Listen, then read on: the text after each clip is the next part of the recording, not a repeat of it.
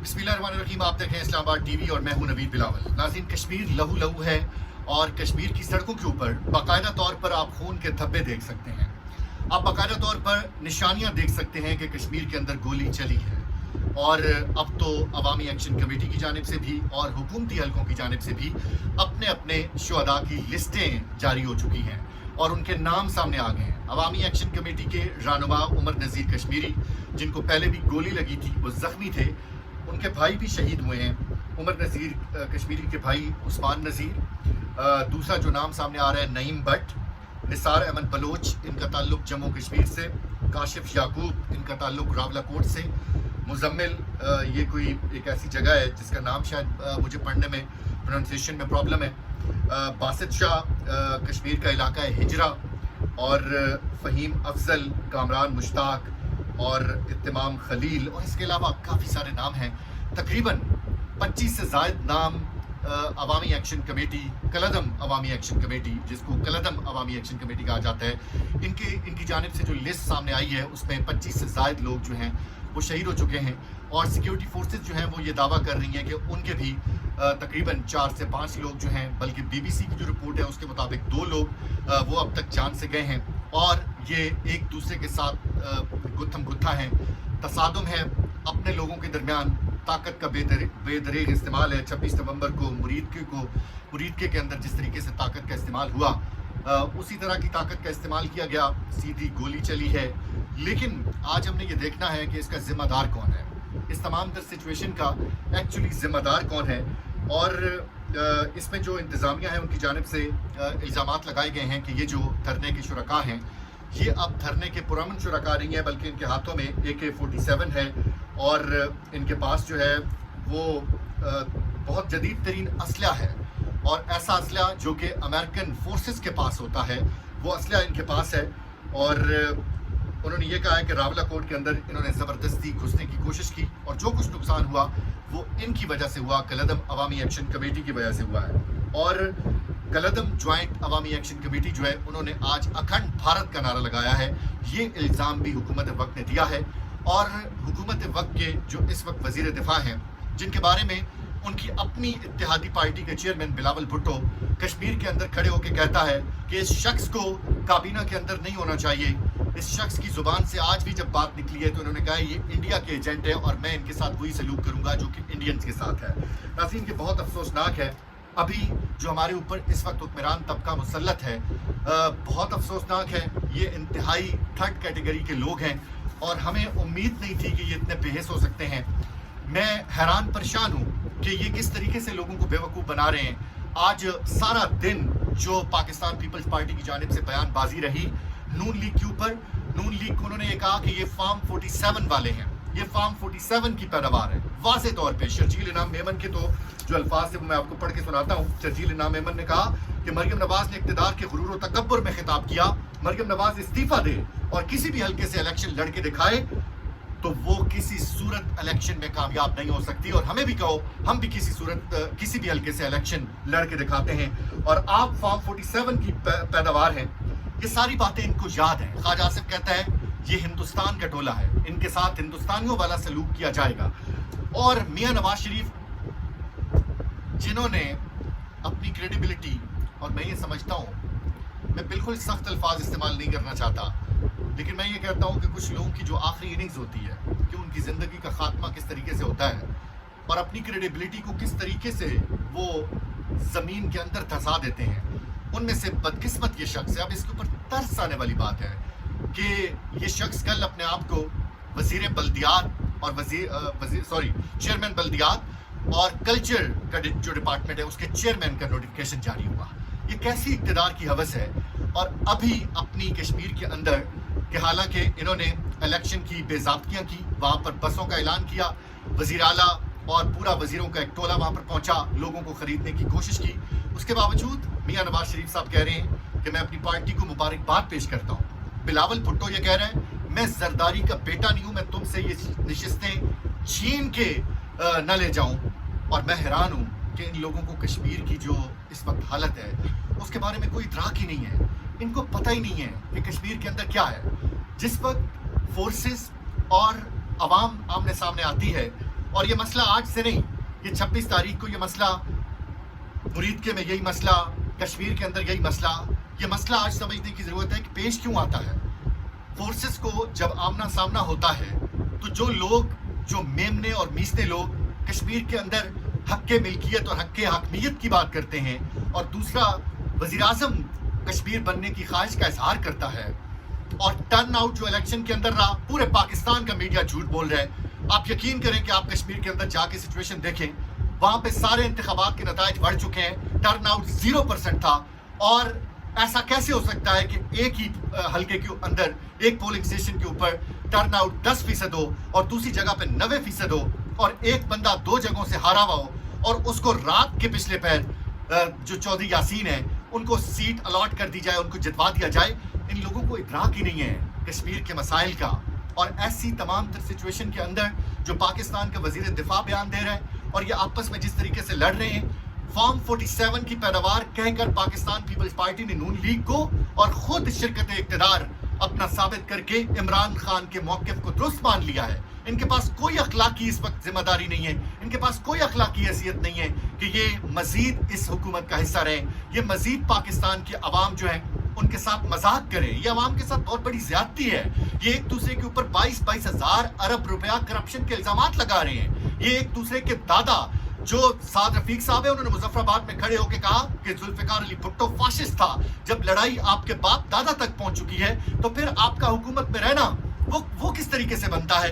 اور مجھے افسوس ہے کہ یہ لوگ آج بھی کشمیر کے الیکشن کے اوپر سیٹیں چھیننے کی بات کر رہے ہیں۔ جو گولیوں کی تڑتڑاہٹ ہے، جو ویژولز ہیں، وہ میں آپ کو نہیں دکھا سکتا، اپنی ذاتی مجبوری کی وجہ سے بھی، اور یوٹیوب کی جو پالیسی ہے اس کی وجہ سے بھی نہیں دکھا سکتا۔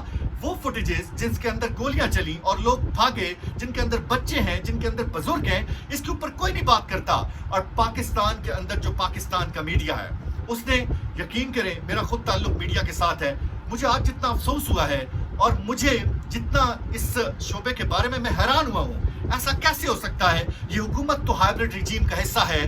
آپ یہ جو وارثان قلم و کرتاز ہیں، آپ جو صاحبان جبہ و دستار ہیں، آپ جو پاکستان میں تقدیس صحافت کے علمبردار ہیں، آپ کیسے ہو سکتا ہے کہ آپ بھی کیا کسی ہائبرڈ رجیم کا حصہ بن گئے ہیں؟ آپ لوگوں کی تعلیم کدھر گئی ہے؟ پاکستان کے اندر جن لوگوں نے پڑھا، جن لوگوں نے باہر سے جا کے پڑھا، ہر جگہ پہ پولیٹیکل سائنس کے اندر ایک ہی چیز پڑھائی جاتی ہے۔ آج مصطفیٰ نواز کھوکھر نے کہا کہ ہارٹ سٹیٹ ہمارا بہت نقصان کر رہی ہے۔ ہارٹ سٹیٹ وہاں پہ ہوتی ہے جہاں پہ ایک ہی قومیت ہو، ایک ہی زبان ہو۔ ہم کو مصر نہیں ہے، ہم کوئی دوسرے، انہوں نے کچھ ممالک کی مثال دی، ہم وہ نہیں ہیں۔ ہماری مختلف قومیتیں ہیں، ہماری مختلف زبانیں ہیں۔ افراد، یہ بہت ہی خوبصورت جملہ انہوں نے بولا ہے، افراد اور قوموں کے درمیان تعاون کا ہی دوسرا نام آئین ہے۔ آزادیاں چھین لی گئی ہیں، بلوچستان اور کشمیر میں خون ہی خون ہے۔ پاکستان عنقریب کسی بہت بڑے سانے کے قریب ہے۔ پاکستان عنقریب کسی بہت بڑے سانے کے قریب ہے۔ اور جو سابق گورنر ہے زبیر عمر صاحب، انہوں نے کہا ہے کہ کوئی تو سامنے آئے جو آ کے اس سچویشن کے اوپر بات کرے۔ آصف علی زرداری کہاں پہ ہے، جو کئی دفعہ پاکستان کے مختلف عہدوں کے اوپر رہے؟ یہ پاکستان کا ایک صوبہ اس کے اوپر برسوں سے مسلط ہے۔ نواز شریف جو وہاں پر جا کے جلسے میں کہہ رہے ہیں مجھے وزیر اعظم بناؤ، کیا ہی اچھا ہوتا کہ وہ عوام کے درمیان میں جاتا۔ یہ جو فورسز اور عوام آمنے سامنے آتی ہیں، یہ آتی اسی لیے ہیں، وہاں پہ پولیٹیشنز کا کام ہوتا ہے، جو پولیٹیکل لیڈر ہوتے ہیں ان کا کام ہوتا ہے، وہ جا کے مسائل کو حل کرواتے ہیں۔ لیکن اتنی نااہل قیادت، کیٹیگری 3 کی قیادت، اور یہ گدھوں کی طرح نوچنے والے، اقتدار کے مدہوشی میں پاگل۔ آج مولانا فضل الرحمان نے کہا نا کہ یہ اقتدار کے نشے کی مدہوشی میں پاگل ہیں، ان کو کچھ نہیں سمجھ آ رہی کہ ہم کیا کچھ کر رہے ہیں۔ آج پاکستان کے میڈیا کے اوپر کشمیر کے بارے میں کوئی رپورٹ نہیں ہے، کوئی نہیں بتا رہا۔ یہاں پہ الیکشن کے جھوٹے رزلٹ ڈسکس کیے جا رہے ہیں، یہاں پر دونوں پارٹیوں کو یہ کوئی نہیں پوچھ رہا کہ آپ ایک دوسرے کے اوپر کرپشن کے الزامات لگا رہے ہیں، کیا اخلاقی حیثیت رہ گئی ہے آپ کے پاس؟ کیا اخلاقی جواز رہ گیا ہے؟ آپ موجودہ جو برسر اقتدار پارٹی ہے جس کے آپ شریک اقتدار ہیں، آپ اس کو فارم 47 کی پیروار کہہ رہے ہیں، یعنی کہ آپ مان رہے ہیں کہ آپ کو ووٹ نہیں دیا۔ مریم نواز نے تکبرانہ لہجے میں تقریر کی، ان کو کیوں نہیں سمجھ آتا کہ تمام تر بندوبست کے باوجود آپ کو پاکستان کے لوگوں نے ایکسیپٹ نہیں کیا ہے۔ جو سابق گورنر سندھ ہے زبیر عمر صاحب، انہوں نے کہا کہ نواز شریف صاحب سے مجھے یہ امید نہیں تھی، اور اب کوئی تو سامنے آئے، कोई तो आए नई रुतों का प्याम लेकर, अंधेरी रातों में चांद बनना कोई तो सीखे, कोई तो आए, कोई तो आए खिजा में पत्ते उगाने वाला, गुलों की खुशबू को पैद करना कोई तो सीखे, कोई तो आए, कोई पैगंबर, कोई इमाम ज़मा ही आए, असीर ज़हनों में सोच भरना कोई तो सीखे, कोई तो आए।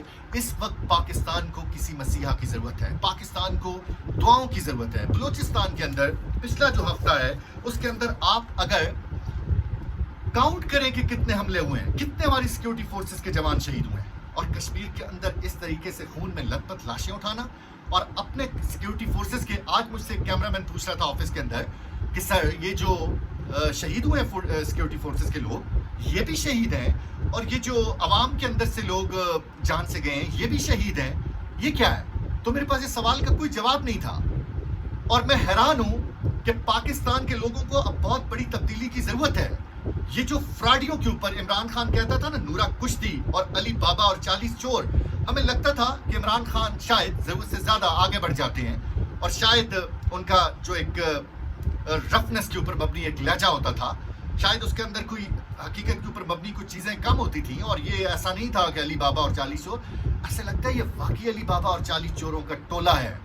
इनको तो कोई गैरत ही नहीं है, इनको कोई शर्म ही नहीं है।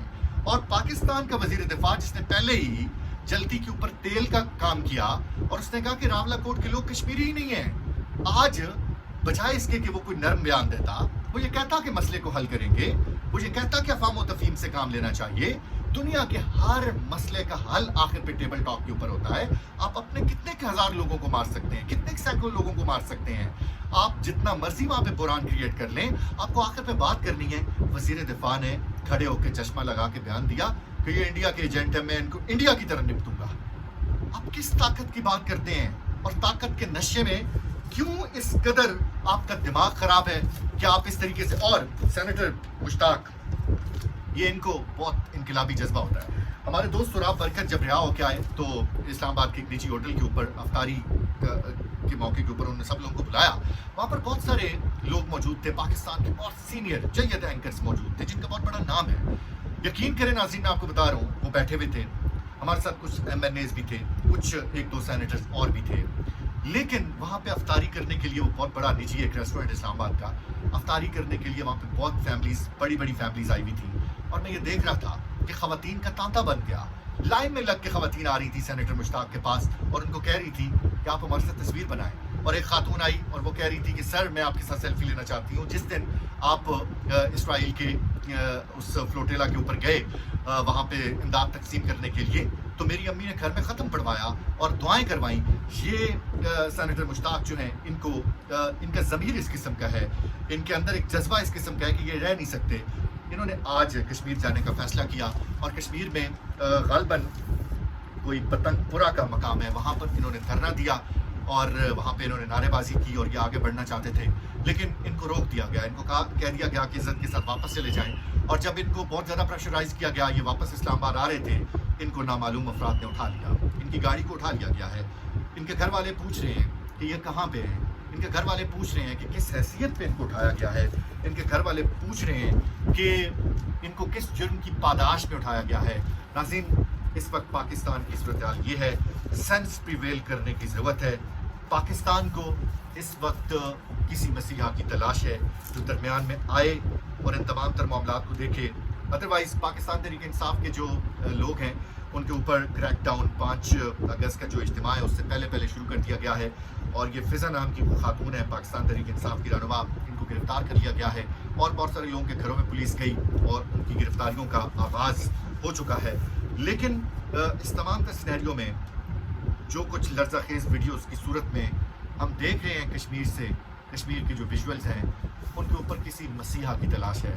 अदरवाइज़ को बहुत बड़ा सान्या पाकिस्तान का इंतज़ार कर रहा है। कोई दुश्मन की नज़र, कोई किसी की तंग नज़री, या पाकिस्तान को नज़र बद से बचाने के लिए किसी मसीहा की तलाश है। और जो मौजूदा सियासतदानों का ये जो टोला है, इन्होंने जितना मायूस किया है, यकीन करें कि पहले एक साफियाना लफाजी के लिए कुछ अल्फाज इस्तेमाल होते हैं इनके ख़िलाफ़, इन्होंने यकीन करें मायूस किया है।